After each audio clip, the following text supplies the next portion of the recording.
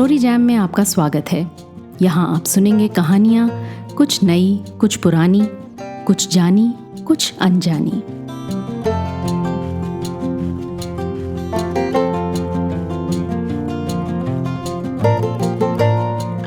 कुछ दिन हुए हैप्पी वुमेन्स डे मैसेजेस का सैलाब आ गया व्हाट्सएप पर। जितने मैसेजेस उतनी ही सफल महिला की परिभाषाएं। किसी फोटो में महिला ने कॉर्पोरेट बोर्डरूम संभाला हुआ था, तो कहीं कोई नेता माइक थामे थी, कोई खेल के मैदान में पुरस्कृत थी, तो कोई जंग के मैदान में सम्मानित। 2-4 कंपनीज ने बहती गंगा में हाथ धोते हुए women's day special discount coupons भी भेज डाले, क्योंकि apparently I am worth it. तो क्या बस यही है सफलता के प्रमाण? शायद नहीं, लेकिन एड्स बनाने वालों की भी कोई गलती नहीं। जो अक्सर दिखता नहीं, उसे दिखलाया कैसे जाए? जैसे जीने की तमन्ना, जैसे कुछ करने की जिद, जैसे जो सच है और सही है उसे कर डालने की हिम्मत। दिल्ली मेट्रो के महिला डिब्बे को मैं अरमानों का उड़न खटोला बुलाती हूँ। सुबह जाइए कभी उसमें। महिला, लड़की, औरत, लेडीज लोग जो चाहे बुला लें, उसके कई रूप देखने को मिलेंगे। फोन पर अपनी टीम को टाइट करती, प्रेमी से अपने हक के लिए फाइट करती, पूजा की माला जपती, बगल में बैठी औरतों को प्रसाद बांटती, कॉलेज के नाटक की रिहर्सल करती, सहेलियों को नेल पॉलिश लगाती, कान में हेडफोन लगाए ऊंची आवाज में गुनगुनाती। जहां से चढ़ी थी और जहां उतरेगी, उन 2 स्टॉप्स के बीच अपनी सारी तमन्नाएं बिना डर, बिना शिकन, बिना झिझक, बिना हिचक जीती। अपनी सारी आशाओं को समेटे हर सुबह हैप्पी वुमेन्स डे मनाती। खैर, वुमेन्स डे के हफ्ते में आज एक दबंग महिला की सच्ची कहानी।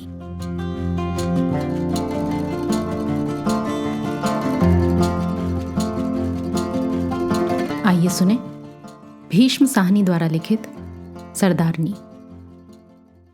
स्कूल सहसा बंद कर दिया गया था और मास्टर करमदीन छाता उठाए घर की ओर जा रहा था। पिछले कुछ दिनों से शहर में तरह तरह की अफवाहें फैलने लगी थीं।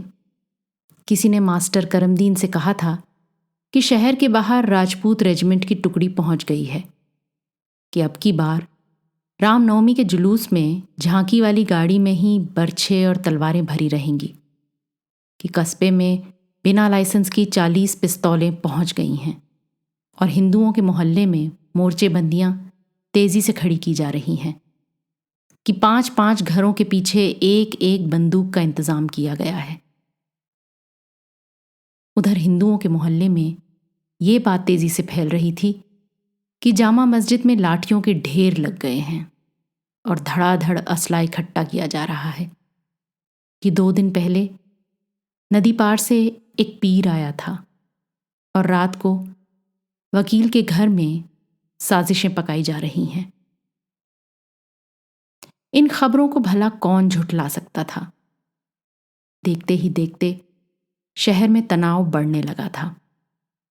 मुसलमानों ने हिंदुओं के मोहल्ले में जाना छोड़ दिया था और हिंदुओं सिखों ने मुसलमानों के मोहल्ले में।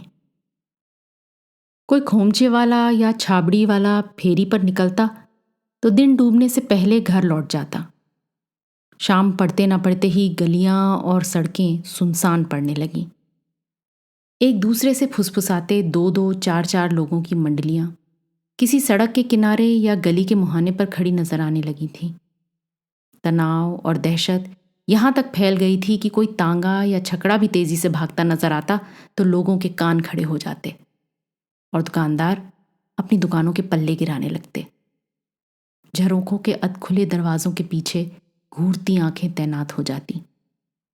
ये ऐसा वक्त था कि अगर किसी घर के चूल्हे से चिंगारी भी उठती तो सारा शहर आग की लपेट में आ सकता था।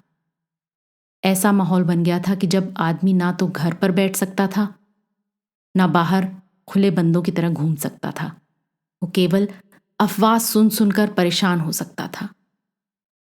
इसी बढ़ते तनाव को देखकर स्कूल वक्त से पहले बंद कर दिया गया था और बच्चों को दोपहर से पहले ही अपने अपने घर भेज दिया गया था और मास्टर करमदीन छाता उठाए अपने घर की ओर जा रहा था।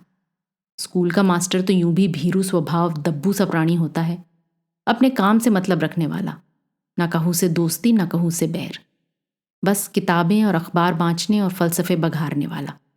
इसमें शक नहीं कि कभी कभी अंधविश्वासी आग उगलने वाले भी इन्हीं में से निकलते हैं, पर आम तौर पर स्कूल का अध्यापक बड़ा शील स्वभाव आदमी होता है, जो हर किसी की बात सुन भी लेता है और विश्वास भी कर लेता है। मोहल्ले में दाखिल हुए तो मास्टर जी के कान खड़े हो गए। स्कूल में तरह तरह की अफवाहें सुनते रहे थे, और जो वारदातें होती हैं वो अंधेरी गलियों में ही होती हैं। भले ही मास्टर जी के आगे पीछे कोई न था, न रन न कन न पत्नी न परिवार, फिर भी जान तो जान है, कट मरने से तो सभी को डर लगता है। मास्टर जी चले जा रहे थे और हर आहट पर ठिठक ठिठक जाते थे। कहीं कोई पीछे से छुरा उठाए तो नहीं आ रहा, किसी दरवाजे के पीछे कोई घात लगाए तो नहीं बैठा।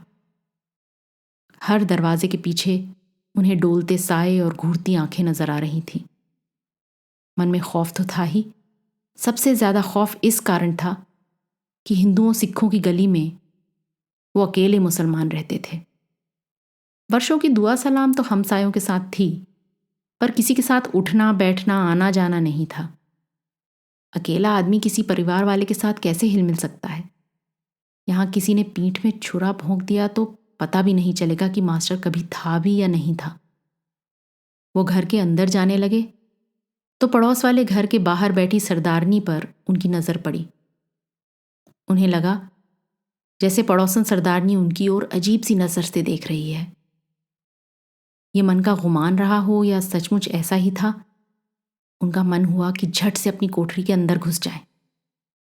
एक बार मन में ये भी आया कि रोज की तरह आदाब अर्ज कर दे, पर अकेली बैठी औरत से दुआ सलाम करने का गलत मतलब भी निकाला जा सकता है। और फिर आज के दिन वो अपनी कोठरी का ताला खोल ही रहे थे कि पीछे से आवाज आई, सलाम मास्टर। सरदारनी की आवाज थी और सुनते ही मास्टर के मन का तनाव कुछ कुछ ढीला पड़ गया। सरदारनी बड़ी हंसमुख पंजाबन थी, अनपढ़ मुंह फट, सारा वक्त बतियाने वाली, चौड़ी हड्डी की काया, बाल उलझे रहते, छातियां उघड़ी रहती, घर के बाहर ही कपड़े धोती, घर के बाहर ही चौका करती और पौ फटने के पहले कई बार गली के नल पर नहाने भी बैठ जाती थी। मास्टर इससे खम खाता था, पर इसे पसंद भी करता था। इसके पास से गुजरते हुए उसे झेप होने लगी थी।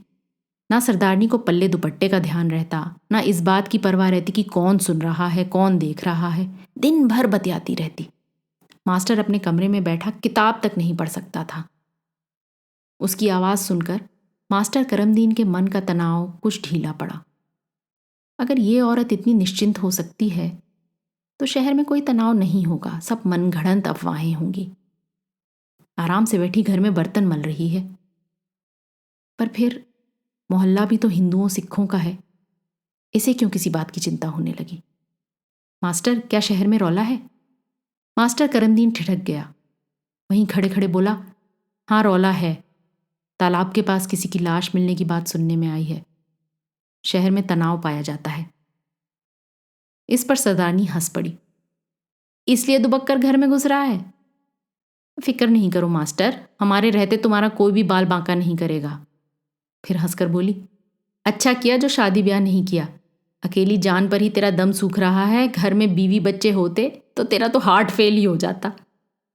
और खुद ही ठहाका मारकर हंसने लगी। मास्टर को अच्छा लगा। दिन भर जो बातें सुनता रहा उनसे ये मुख्तलिफ थी। इसकी आवाज में दहशत नहीं थी, खौफ डर नहीं था, खुशदिली थी और एक तरह का हमसायापन जिसकी कोई पहचान नहीं, परिभाषा नहीं, जो दिलों को बांध लेता है। उसे सचमुच लगा जैसे इस औरत के रहते उसे किसी बात का डर नहीं। मैं सोचता हूं मैं इस मोहल्ले से चला जाऊं, मुसलमानों के मोहल्ले में जा रहा हूं। क्यों?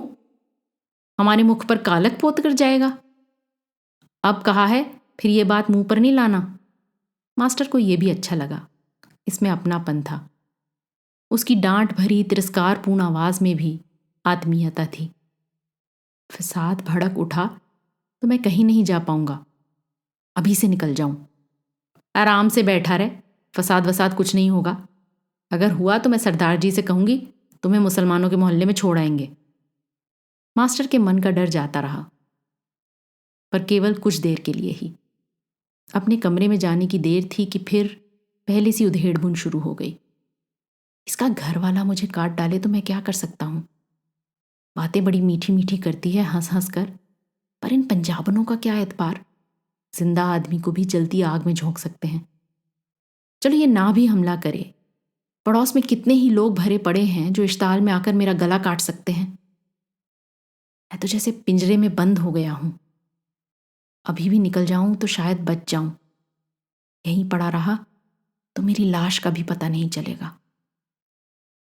मास्टर फिर परेशान हो उठा।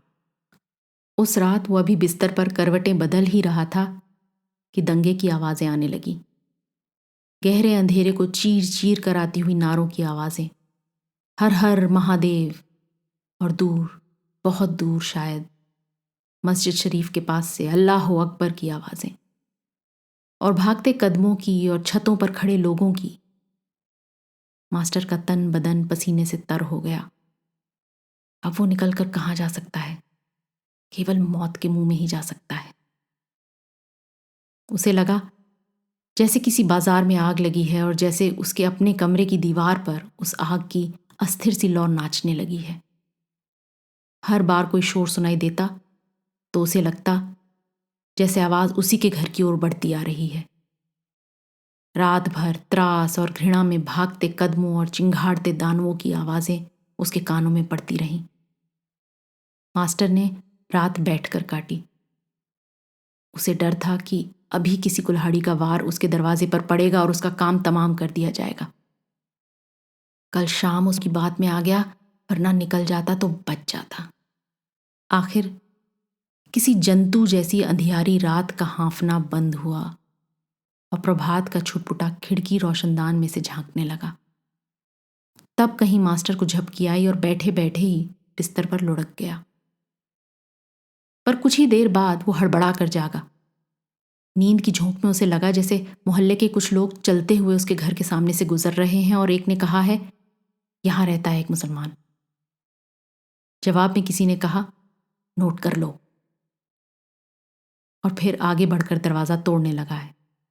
मास्टर हड़बड़ा कर उठ बैठा। सचमुच कोई दरवाजा पीट रहा था।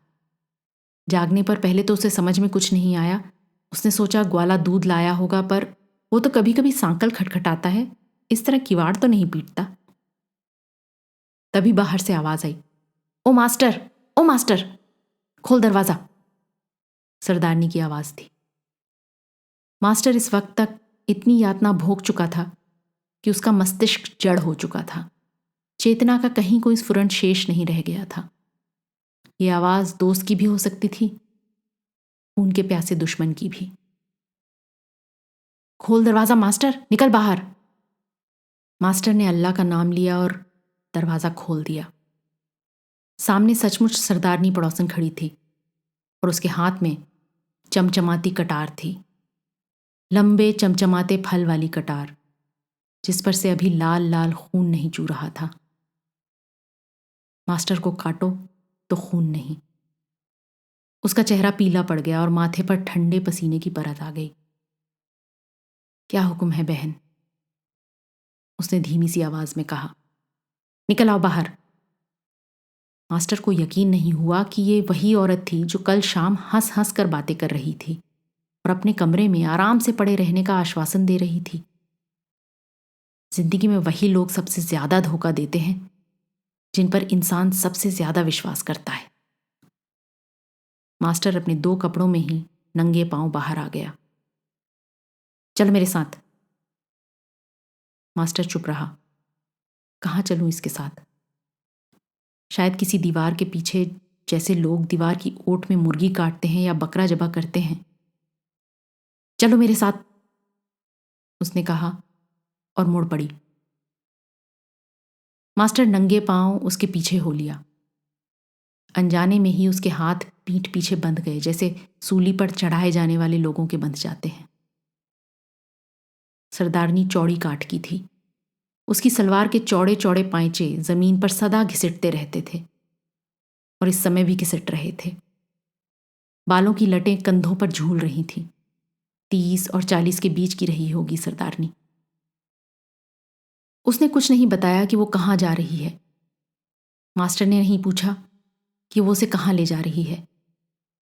नंगे पांव वो उसके पीछे चलता जा रहा था। ढीलम ढालम औरत सड़क के बीचों बीच चलती हुई मोहल्ले के बाहर पहुंच गई। तभी सहसा सामने उसे गली के सिरे पर डोलते साए नजर आए। कुछ आदमी मुश्कें बांधे हाथों में बर्छे और लाठियां उठाए खड़े थे। मेरा वक्त आ गया है, मास्टर ने मन ही मन कहा, और उसके मन में स्थिरता सी आ गई। अब कुछ नहीं हो सकता, मैं धोखा खा गया हूं, कुछ नहीं हो सकता। मुझे पनाह की जरूरत थी, ये मुझे घर के बाहर घसीट लाई। अब कुछ नहीं हो सकता। मास्टर के जहन में ये शब्द बार बार कौंध रहे थे और उसके शरीर में बहता खून पानी में बदल गया था। पांव बार बार लरच जाते थे। आदमियों की गांठ आगे को सरक आई थी। मुश्कों के पीछे आंखों की जोड़ियां, हाथों में बर्छे। उन्होंने मास्टर की दाढ़ी से ही अपना शिकार पहचान लिया था और आगे बढ़ाए थे। सरदारनी खड़ी हो गई, अपनी कटार अपने सामने करके ऊंची आवाज में बोली, ये गुरु गोविंद सिंह की तलवार है। तुम्हें जान प्यारी है तो सामने से हट जाओ। सरदारनी ने ललकार कर कहा था। उसकी पीठ पीछे खड़ा मास्टर पहले तो समझ नहीं पाया, फिर स्तब्ध सा खड़ा रह गया। मुश्के बांधे आदमियों का टोला दुनवार चट्टान की तरह सामने खड़ा था। मास्टर को मानो मालूम हुआ जैसे वो निर्णायक क्षण आ पहुंचा है। वही निर्णायक क्षण जब जीवन की गति थम जाती है और सारा संसार चित्रवत नजर आने लगता है। शताब्दियों का लंबा क्षण, ऐसा क्षण जब सब कुछ सपने जैसा लगने लगता है। पर यह सपना नहीं था, जीवन का दारुण सत्य था। सरदारनी चिल्ला रही थी, आगे से हट जाओ, ये गुरु महाराज की तलवार है। आदमियों की गांठ में से पीछे से आवाज आई, ये मुसलमान तेरा क्या लगता है? इसे कहां ले जा रही है? पर मास्टर ने देखा जैसे किसी दीवार में सहसा दरार पड़ जाए, ऊपर से नीचे तक। वैसे ही बरछे भाले वालों की चट्टान बीच में से फट गई। काले काले जैसे दो टुकड़े हो गए और बीच में से रास्ता खुल गया। दूसरे क्षण सरदारनी अपनी उस छोटी सी कटार को अपने सामने उठाए हुए पहले की ही तरह आगे बढ़ रही थी। उसके बाद मास्टर को कुछ मालूम नहीं रहा कि वो कहाँ हैं, किस गली में घुसे, किस किस रास्ते से आगे बढ़ने लगे।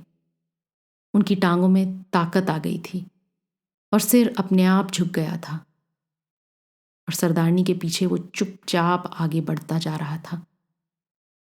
वो जिस गली में घुसे वो गली लंबी थी, हवा में संशय था और दिन का उजाला न होकर प्रभात का छुटपुटा था। पर मास्टर के सीने में उसका धड़कता दिल मानो बल्लियों उछल रहा था। गली पार करके वो फिर सड़क पर आ गए थे और सड़क पर से फिर किसी गली में पहुंच गए थे। गली कहीं टेढ़ी हो गई, कहीं पर मुड़ गई थी।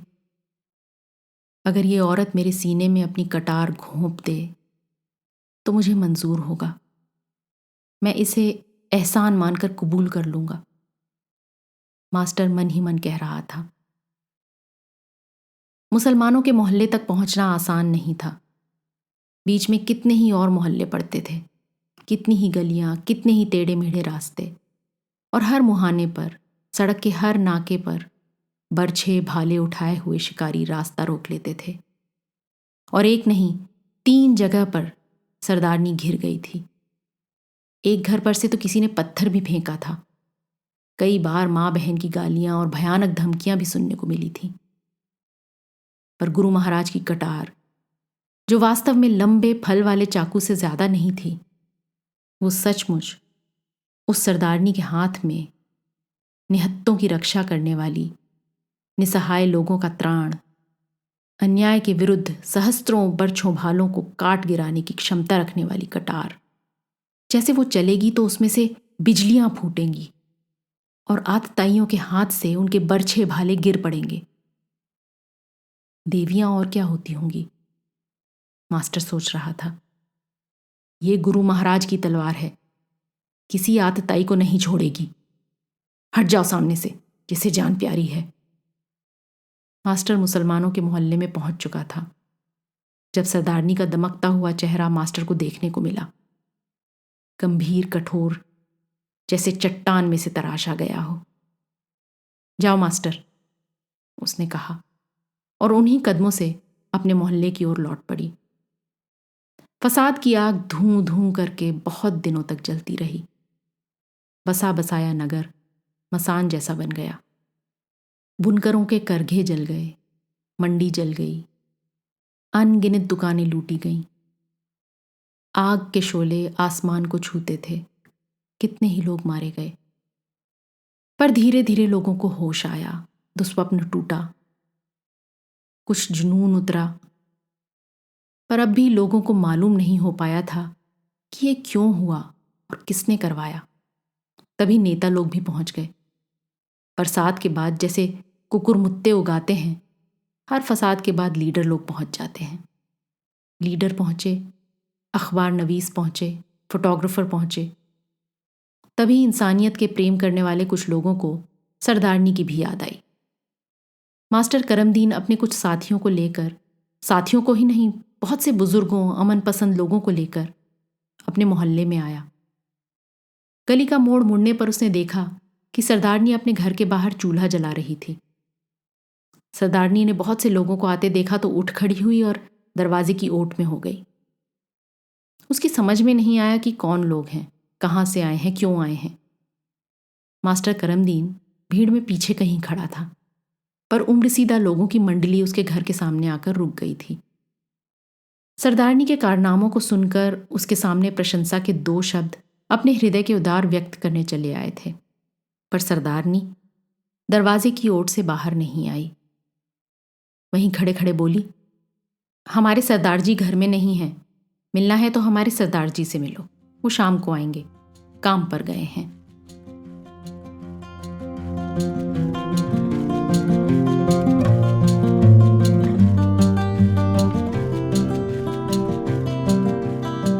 आज की कहानी आपको कैसी लगी अपने कमेंट्स ज़रूर लिखिएगा। साथ ही सब्सक्राइब कीजिएगा। आपके फैमिली और फ्रेंड्स में आप जैसे ही कहानियों के शौकीन, कदरदान और हैं, उन्हें ये कहानी व्हाट्सएप पर फॉरवर्ड करें। अगली बार फिर मिलेंगे एक और कहानी, लेख या कविता के साथ। तब तक अलविदा।